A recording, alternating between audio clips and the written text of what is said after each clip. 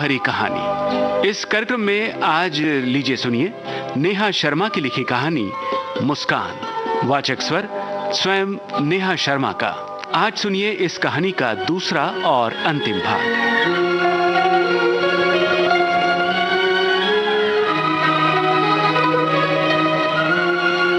अब तक आपने सुना, ऑफिस में जब से ऋषभ ने कदम धरा कि वाणी की जिंदगी ही बदलने लगी। बस अपने काम में लगी रहने वाली वाणी को भी ऋषभ अपनी बातों में शामिल करने लगा।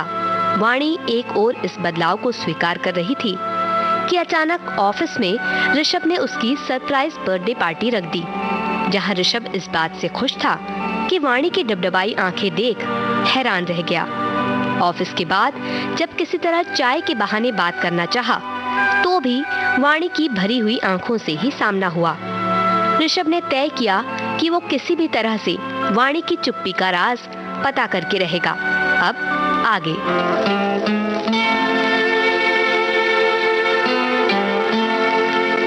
वाणी कुछ कहना नहीं चाहती थी और ऋषभ सारी बातें जानने को बेताब था। ऐसे समय में लड़कों की मदद लड़की की कोई सहेली करती है, लेकिन वाणी की किसी सहेली का अता पता ही ना था। अब इस सवाल का जवाब तो सिर्फ वाणी ही दे सकती थी, लेकिन ऋषभ भी ज्यादा जोर नहीं दे सकता था, तो उसके पास बस एक ही विकल्प था, सही वक्त का इंतजार। वाणी ने उस दिन के बाद से ऋषभ को पूरी तरह से इग्नोर करना शुरू कर दिया था। ऑफिस में अगर ऋषभ ही उसे हेलो कहता, तो वो बिना मुस्कुराए जवाब दे दिया करती। वाणी का बदला व्यवहार देखकर ऑफिस के लोगों को तो जैसे कोई असर ही नहीं हुआ। होता भी कैसे, वाणी तो उनके लिए सदा से ऐसी ही थी, वो तो बीच में बदल गई थी। पर ऋषभ वाणी की इस चुप्पी के लिए खुद को गुनहगार मानता। उसे समझ ही नहीं आता कि आखिर वो क्या करे जिससे वाणी के भीतर छुपी ये बात उसके सामने आ जाए और वो फिर से हंसने मुस्कुराने लगे। दिल की गिरह खोल दो, चुप न बैठो, कोई गीत गाओ। दिल की गिरह खोल दो, चुप न बैठो, कोई गीत गाओ। महफिल में अब कौन है अजनबी, तुम मेरे पास आओ। दिल की गिरह खोल दो, चुप न बैठो, कोई गीत गाओ।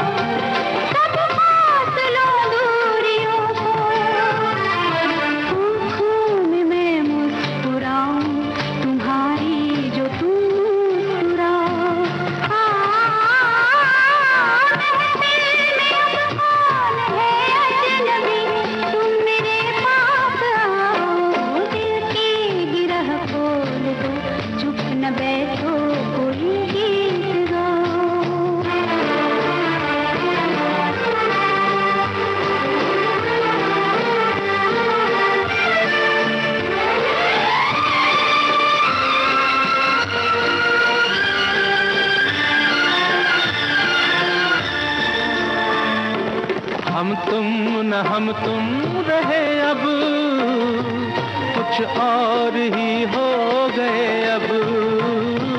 सपनों के झिलमिल नगर में जाने कहाँ खो गए अब। हम राह पूछें किसी से, न तुम अपनी मंजिल बताओ।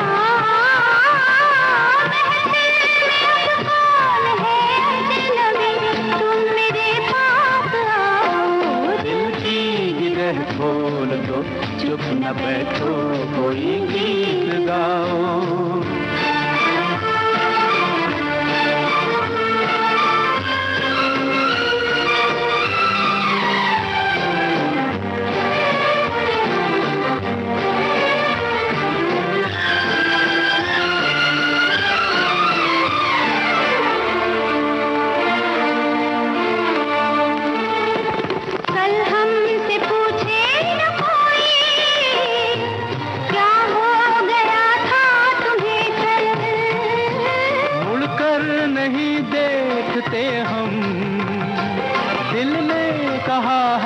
चला चल, जो दूर पीछे कहीं रह गए अब उन्हें मत बुलाओ।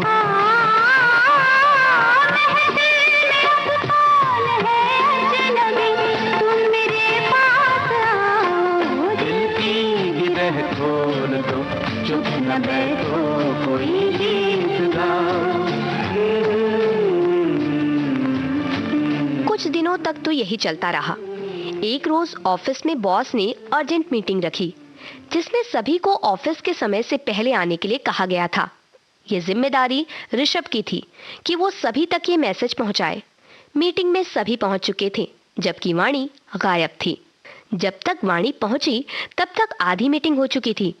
पहली बार वाणी देर से आई थी और इस तरह से सबको मीटिंग में देखकर वाणी का दिल धक से हो गया। बॉस उससे कुछ पूछते इससे पहले ही अचानक से ऋषभ खड़े होकर बोल पड़ा, सॉरी सर, मुझे पता नहीं था कि वाणी जी को भी बुलाना था। मैंने उन्हें मैसेज भेजा ही नहीं था। बॉस के सामने ही ऋषभ ने वाणी को भी सॉरी कहा। वाणी मन ही मन ऋषभ पर गुस्सा होने लगी कि उसके चलते आज पहली बार वो मीटिंग में समय से नहीं पहुंच पाई। क्या होता अगर एक मैसेज उसे भी भेज देता? वो पढ़कर खुद फैसला करती कि उसे आना है या नहीं। ये ऋषभ की बचकानी हरकतें भी कमाल की है। उसके चक्कर में इतनी जरूरी मीटिंग में लेट से पहुंची। मीटिंग में पीछे बैठी वाणी का गुस्सा चरम पर था। ऋषभ उसकी ओर देख हल्का सा मुस्कुराया। वाणी ने सोचा कि ऋषभ उससे बदला ले रहा है, लेकिन वो भी इसे सबक सिखा कर रहेगी। मीटिंग अपनी गति से चल रही थी और वाणी का दिमाग भी उतनी ही तेजी से चल रहा था कि ऋषभ ने आखिर ऐसा किया तो क्यों। वैसे तो मैसेज भेज भेज कर तंग किया करता है। वो ना पढ़ती न जवाब देती, फिर भी मैसेज भेजता है। अब तो वो बिना पढ़े ही डिलीट करना शुरू कर चुकी है। यही सोचते सोचते अचानक उसे याद आया कि कल रात ऋषभ का मैसेज आया तो था, लेकिन उसने बिना पढ़े डिलीट कर दिया था। उसे लगा कि वो उसे परेशान कर रहा है, लेकिन वो मैसेज तो शायद मीटिंग का। ये बात याद आते ही वाणी के पैरों तले जमीन ही खिसक गई। ऋषभ ये बात सर को बता भी सकता था, लेकिन उसने उल्टा सारा इल्जाम अपने ऊपर ले लिया। और तो और उसने सबके सामने मुझे सॉरी भी कहा। वाणी ने ऋषभ की ओर सरसरी निगाह दौड़ाई। वो पूरी तरह से सर की बातें सुनने में व्यस्त था। अचानक उसने वाणी की ओर देखकर फिर एक मुस्कान दी और वापस बॉस की बात सुनने लगा। अब वाणी अपने गुस्से पर खुद ही पछताने लगी। पहली बार उसे लगा कि वो ऋषभ को जितना गैर जिम्मेदार मानती आई है वो उतना है नहीं। मीटिंग के बाद वाणी के मन में एक बेचैनी सी बनी हुई थी। उसने ऋषभ को देखा तो उसके आसपास कुछ ऑफिस स्टाफ खड़ा था और वो अपनी टेबल को बजाता हुआ कोई गाना गा रहा था। गाना न आया, बजाना न आया, दिलबर को अपना बनाना न आया। गाना न आया, बजाना न आया, दिलबर को अपना बनाना न आया। हाँ,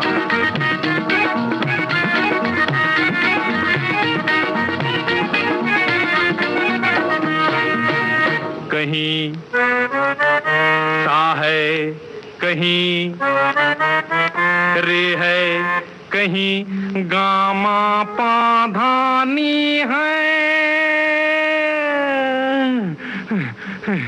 कहीं भागेश्वरी की बहन, कहीं जय जयंती की नानी है। ये बोझा साथ सुर का हमसे बाप रे, उठता भी तो क्यों उठता।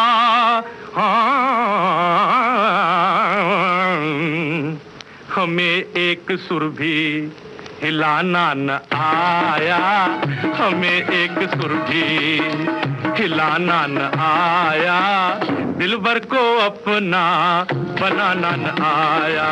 गाना न आया, बजाना न आया, दिलबर को अपना बनाना न आया। हाँ, गाना न आया, बजाना न आया, दिलबर को अपना बनाना न आया। रधस्तरी की। आखिर वाणी ने ऋषभ की डेस्क पर जाकर कहा, आपसे कुछ बात करनी है, जरा बाहर आइए।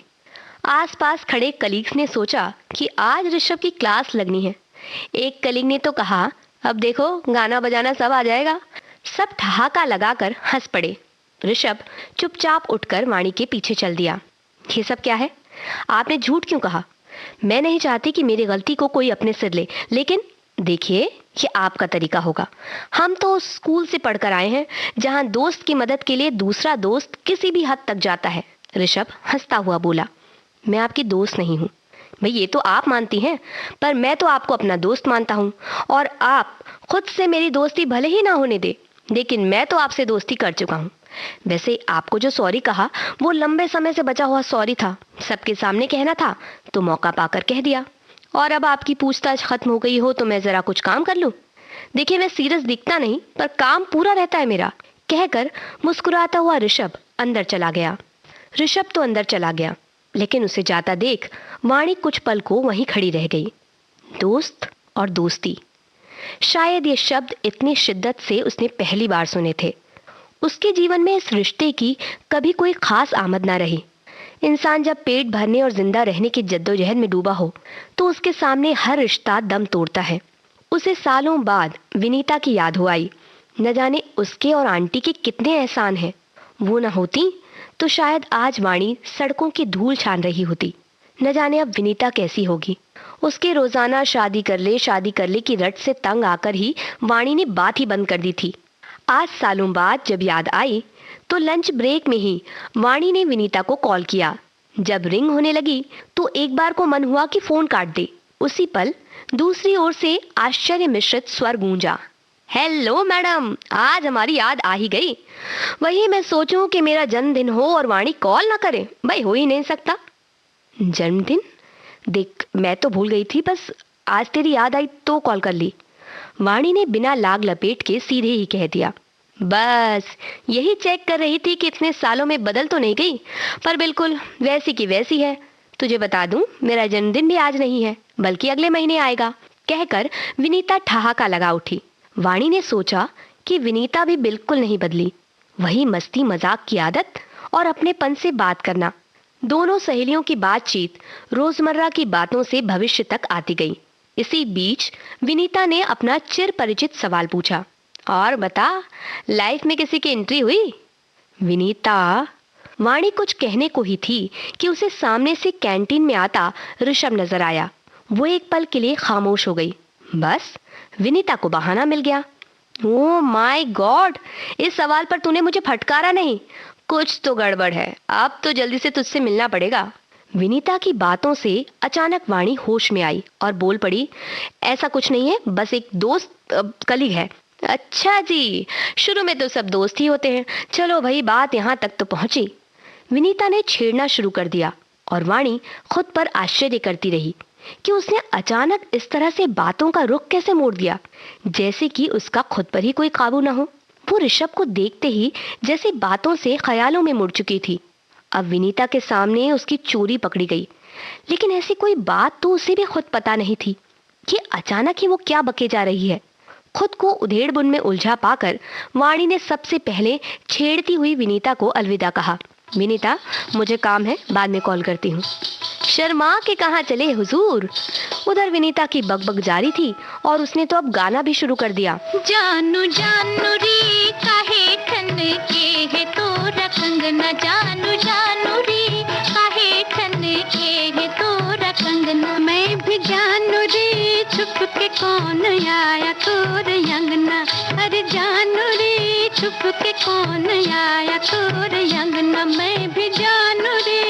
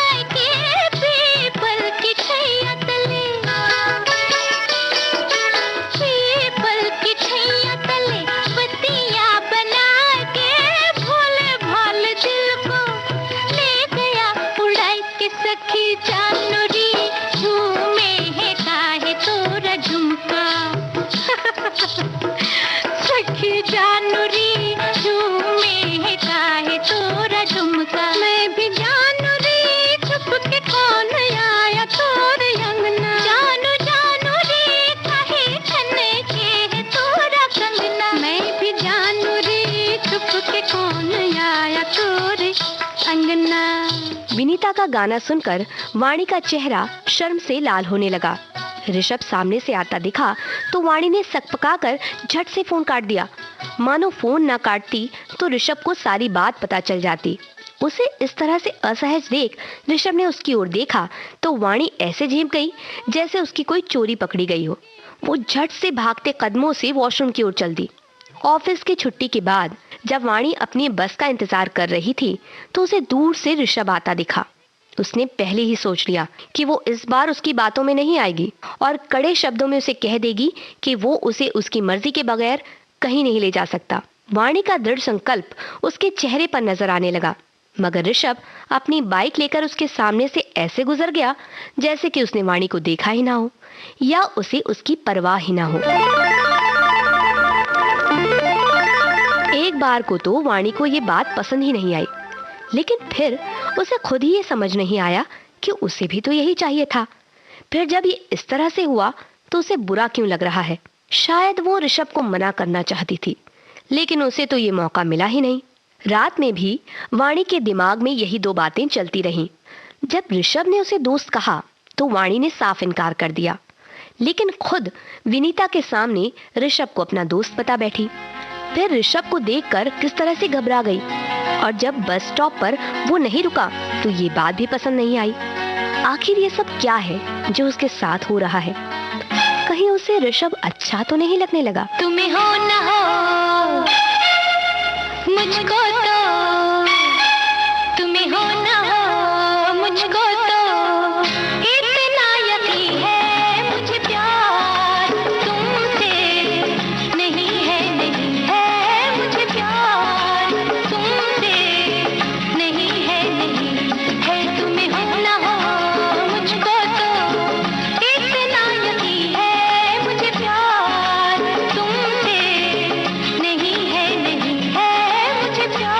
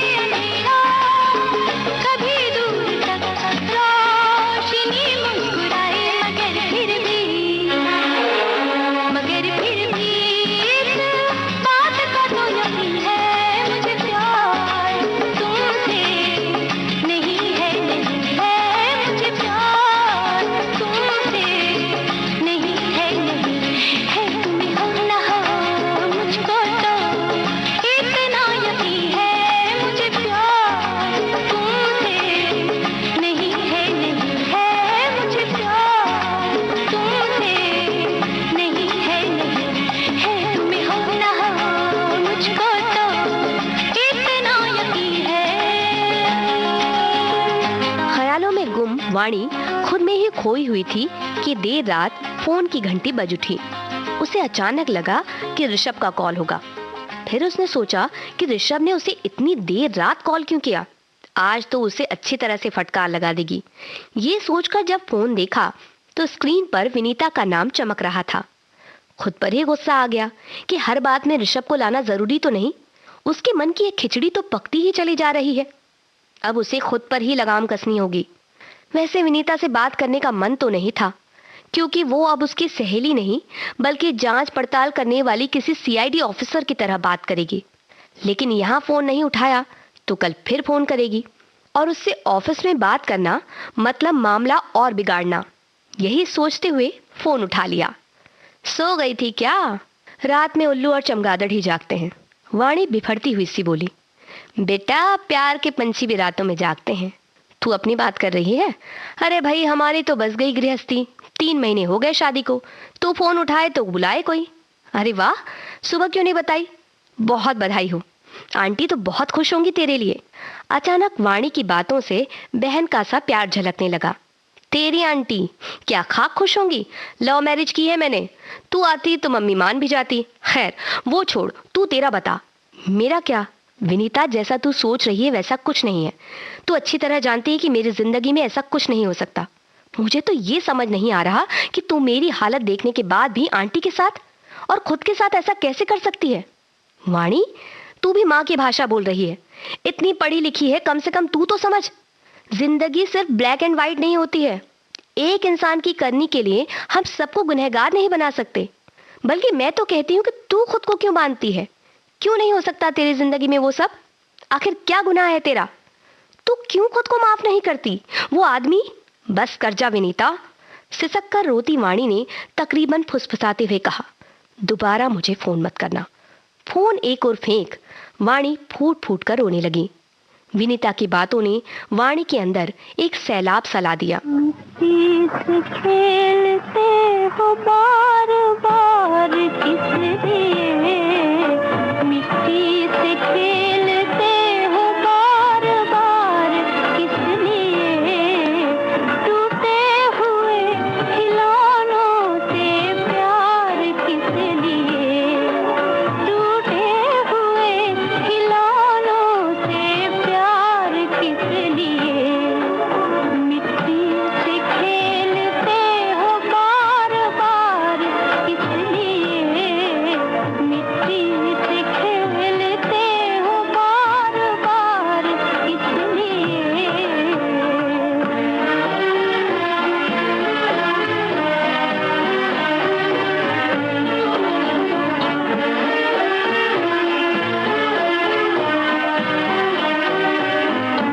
बना के जिंदगानियों बिगाड़ने से क्या मिला, मेरी उम्मीद का जहां, मेरी उम्मीद का जहां उजाड़ने से क्या मिला।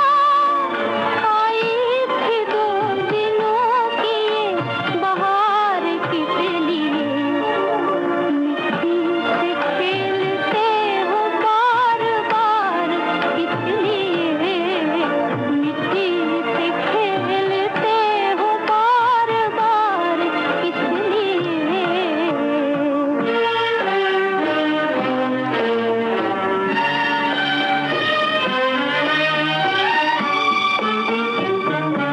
जरा सी भूल को 1000 रूप नाम दे दिए, जरा सी जान सर पे साथ आसमान ले दिए, बर्बाद जिंदगी का ये सिंगार किस लिए, मिट्टी से खेलते हो बार बार किस लिए, मिट्टी से खेलते हो बार बार किस लिए। यादों में डूबना अक्सर उन्हें पसंद होता है जिनके जीवन में कई सुनहरी यादों का ढेर हो। जिसका जीवन कड़वी यादों का समुंदर हो, वो हर पल खुद को इन लहरों में पछाड़ खाने से रोकने की जद्दोजहद में रहता है। अगले दिन ऑफिस में वाणी पूरे दिन सिर झुकाए काम करती रही। उसे पता था कि उसका चेहरा देख किसी को भी अंदाजा हो जाएगा कि वो सारी रात रोती रही है। वैसे ऑफिस से उसे आसानी से छुट्टी मिल जाती, लेकिन वो खुद को उस चार दीवारी से और उन यादों से दूर लाना चाहती थी, और उसके पास ऑफिस के सिवा कोई रास्ता ही नहीं था। उस रोज ऋषभ ऑफिस नहीं आया था। ये जानकर उसे संतुष्टि हुई। बाकी ऑफिस के लोगों को तो उससे कुछ लेना देना नहीं है, लेकिन ऋषभ वो जरूर जांच पड़ताल करता।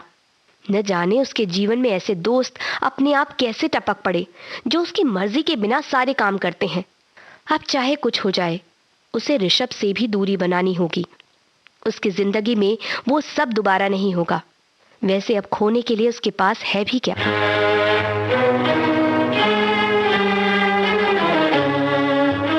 दिन भर काम और दिमाग की उथल पुथल से ऑफिस खत्म होने तक वाणी काफी थक चुकी थी। बस स्टॉप पर खड़ी बस का इंतजार कर रही थी कि लगा पैरों के नीचे से जमीन खिसक गई है। देखते ही देखते आंखों के सामने अंधेरा छा गया। जब आंख खुली तो जिस जगह वो थी वो उसका घर तो नहीं था। तभी सामने सिस्टर को आते देखकर ही वाणी घबरा गई और अचानक बिस्तर पर एक ओर सिमट गई।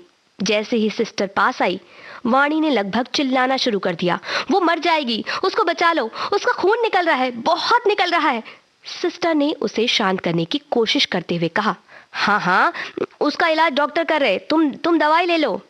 नहीं नहीं, तुम उसको मार डालोगे, वो भाग गया, तुमने उसे रोका नहीं।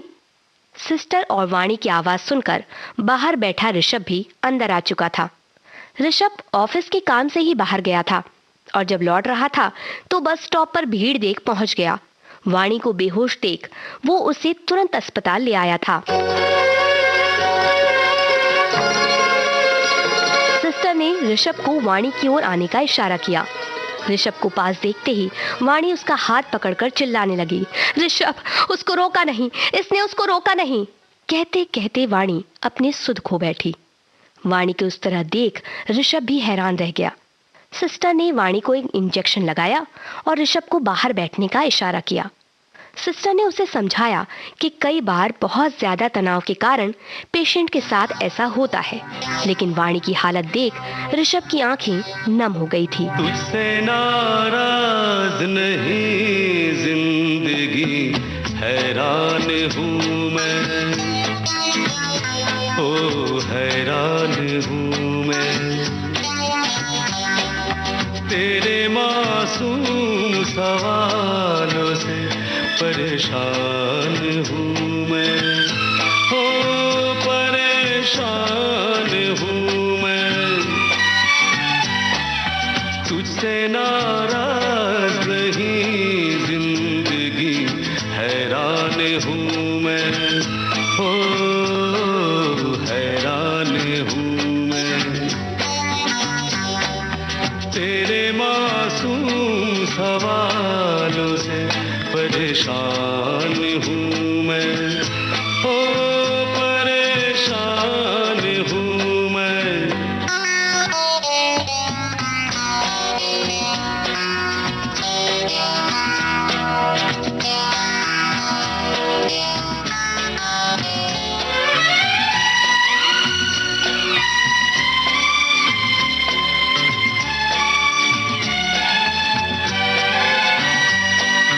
जीने के लिए सोचा ही नहीं, दर्द संभालने होंगे,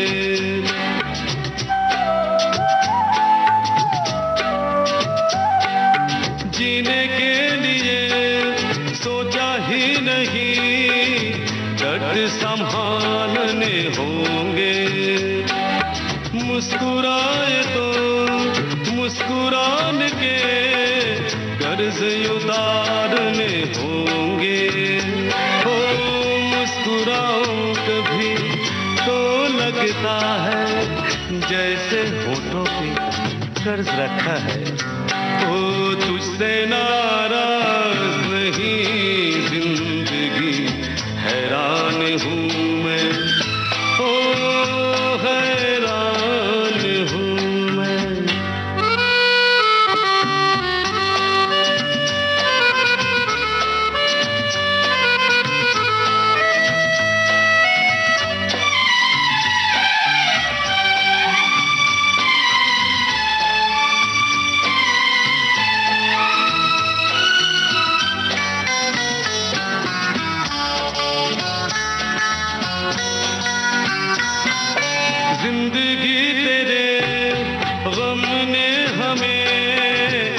रिश्ते नए समझाए।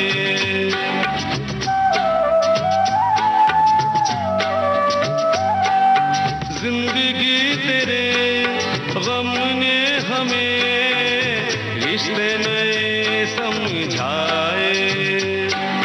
मिले जो हमें धूप में मिले छाँव के ठंडे साए।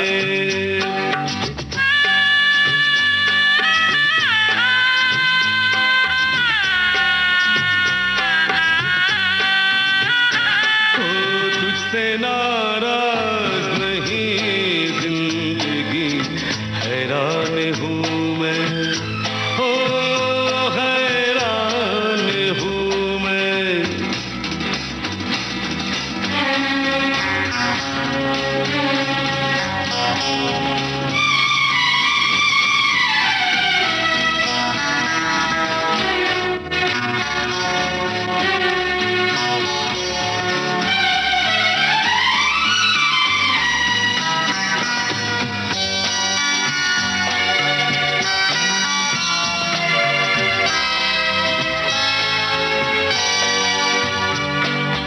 आज अगर भर आई है बूंदे बरस जाएगी।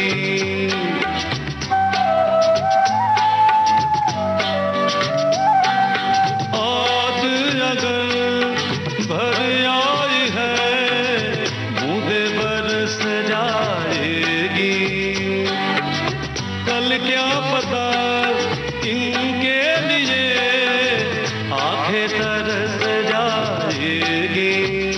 ओ जाने कब गुम हुआ कहाँ खोया, एक आंसू छुपा के रखा था। ओ तुझसे नाराज नहीं जिंदगी, हैरान हूँ मैं, ओ हैरान हूँ मैं।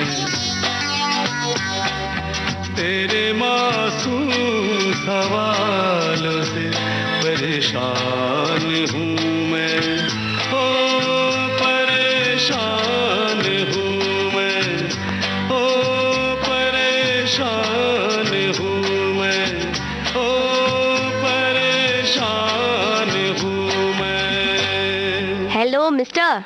सिस्टर की आवाज से ऋषभ की नींद खुली। वो अस्पताल के वेटिंग टेबल पर बैठे बैठे कब सिर टिकाकर सो गया था, उसे पता भी नहीं चला। चौंक कर उठे ऋषभ को तो ये समझने में भी एक पल का समय लगा कि वो यहाँ क्यों है। तभी उसे वाणी की कल की हालत भी याद हो आई। यूं तो रात भर में वो कई कई बार उसे देख आया था और नींद में भी वो शांत ही लग रही थी, लेकिन उसके मन में क्या चल रहा था, ऋषभ इस बात से अब तक अनजान था। ऋषभ सोच में डूबा था कि सिस्टर ने उसे एक बार और पुकारा, हेलो मिस्टर, वो तुम्हारा पेशेंट को देखो जरा। क्या हुआ वाणी को? पूछता हुआ बिना जवाब का इंतजार किए ऋषभ वाणी के लेडीज वार्ड की ओर लपका। जाकर देखा तो हैरान रह गया। वाणी चुपचाप अपने बिस्तर पर सहमी सी बैठी थी। ऋषभ ने पास जाकर आवाज दी, वाणी अब कैसी हो? अपना नाम सुनकर वाणी हतप्रभ सी ऋषभ की ओर देखी और उसे वहां पाकर जैसे उसके सब्र का बांध टूट गया। वो ऋषभ को अपनी ओर खींचकर उससे लगकर रोने लगी। ऋषभ अब तक तो वाणी की रुलाई से परेशान हो जाता था, लेकिन उसे पता था कि ये रुलाई वाणी के लिए बहुत जरूरी है। इससे ही उसके मन का सारा दुख बह जाएगा और वो उसे हर दुख से दूर कर देना चाहता था। अस्पताल से दवाओं के साथ छुट्टी मिल चुकी थी। वाणी चुपचाप ऑटो में ऋषभ के बगल में बैठी थी। ऋषभ ने उसे पानी दिया तो वाणी ने सिर हिलाकर मना कर दिया। वो धीमी आवाज में अपने घर का रास्ता बताती जाती और ऋषभ ऑटो वाले को जोर से वो बात दोहराता। आखिर वाणी के घर तक ऑटो पहुंच ही गया। ऋषभ ने ऑटो का किराया देते हुए कनखियों से वाणी की ओर देखा और माहौल हल्का करने के लिए मुस्कुराकर कहा, चिंता मत कीजिए, एक खाते में लिखता जा रहा हूँ, सारे पैसे वसूल लूंगा। वाणी ने फीकी सी मुस्कान के साथ कहा, जो उधार चढ़ा है वो चुका नहीं पाऊंगी। अच्छा आप चलिए, आपको आराम की बहुत जरूरत है। कहता हुआ ऋषभ वाणी को सहारा देकर उसके फ्लैट की ओर ले चला। उसके आराम और खाने पीने की सारी व्यवस्था करके ऋषभ वहां से चलने को तैयार हुआ। उसका मन तो नहीं था कि वो वाणी को छोड़कर जाए, लेकिन वो ये भी जानता था कि वाणी को शायद वहां उसका रुकना पसंद न आए। वो किसी भी तरह से कोई उलझन पैदा नहीं करना चाहता था। यही सोचकर उसने कहा, आराम और खाने पीने की सारी चीजें आपकी टेबल पर है, उठने की बिल्कुल जरूरत नहीं है, और कोई भी जरूरत हो तो बेझिझक फोन कर दीजिएगा। अब मैं चलता हूँ। आप, वाणी जैसे कुछ कहती हुई रुक गई। ऋषभ इस चुप्पी में छुपे आग्रह को पहचान गया था। हाँ, तो मैं हॉल में ही हूँ, टीवी पर एक अच्छी फिल्म आ रही है। घर तक जाऊंगा तो आधी छूट जाएगी। अगर आपको एतराज ना हो तो मैं यहीं देख लूँ। देखिए, वॉल्यूम बिल्कुल कम रहेगा। वाणी ने मुस्कुराकर हाँ में सिर हिलाया और सोचने लगी कि कोई ऐसे भी मदद करता है भला।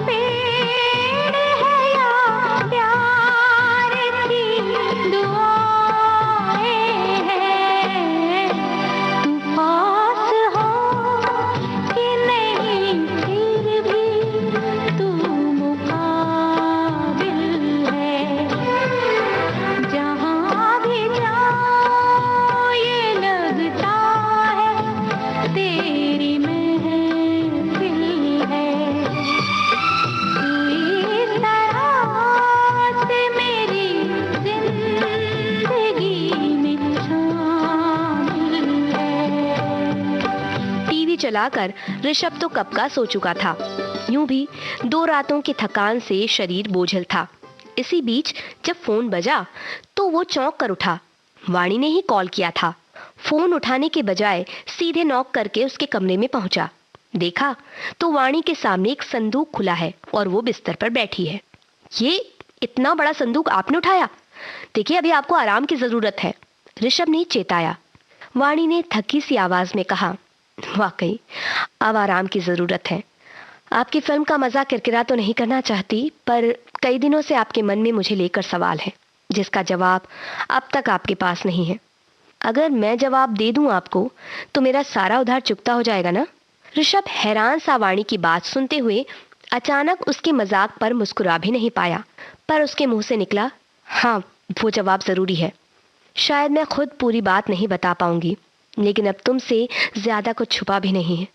तुम्हें अपने सारे जवाब इसमें मिल जाएंगे। कहते हुए वाणी ने एक पुरानी डायरी ऋषभ की ओर बढ़ा दी। अब कुछ देर आराम कर लूं, कहकर वाणी ने संदूक खसकाना चाहा तो ऋषभ ने खुद ही आगे बढ़कर उसकी मदद की और फिर बाहर आ गया। उसकी आंखों से नींद कोसों दूर थी। उसके सारे सवालों का जवाब, वाणी की मुस्कुराहट की चाबी उसके हाथ में थी।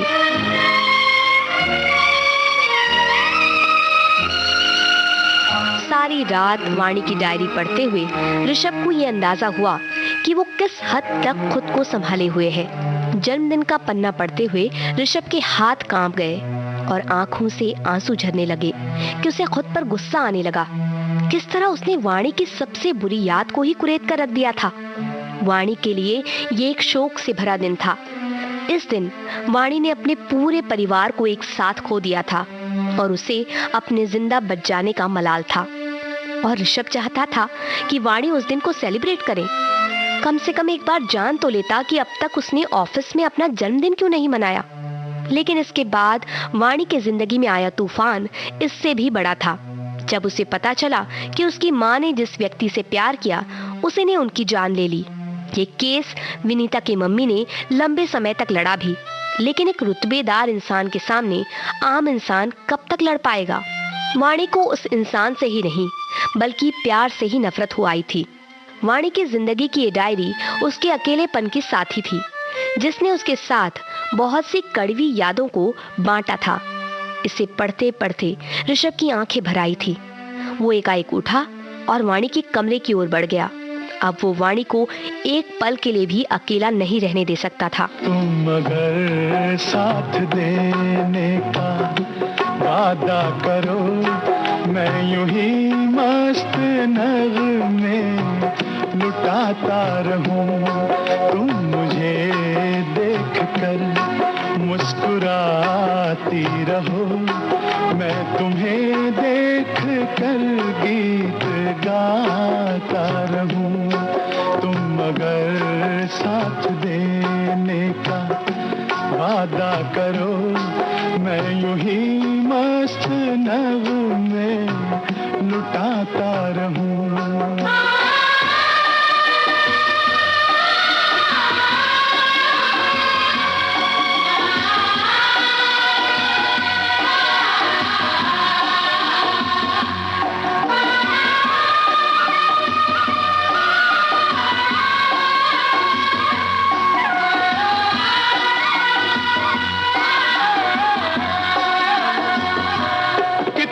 जलवे फिजाओं में बिखरे, मगर मैंने अब तक किसी को पुकारा नहीं।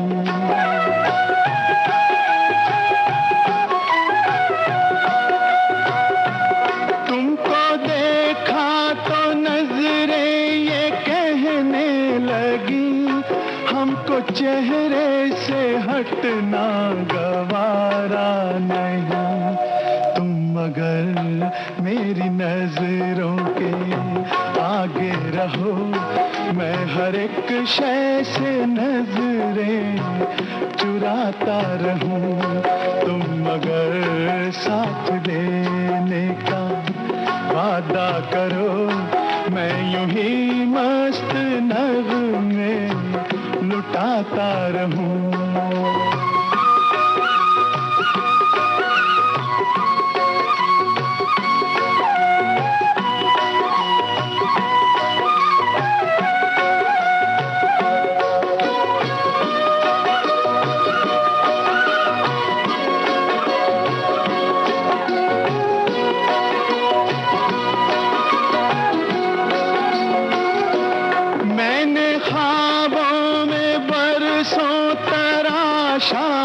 से तुम वही संगे मरमर की तस्वीर हो।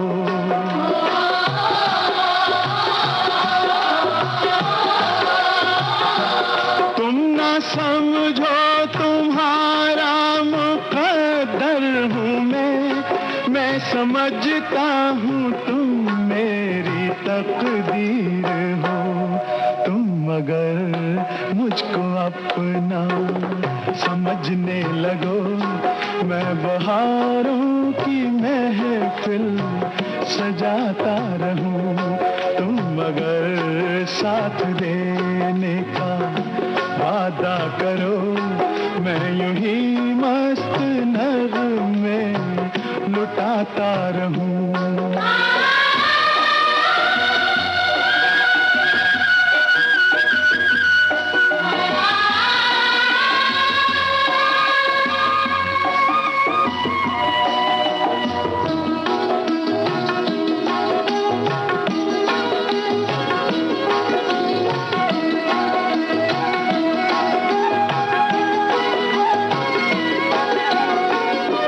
मैं अकेला बहुत देर चलता रहा, अब सफर जिंदगानी का कटता नहीं।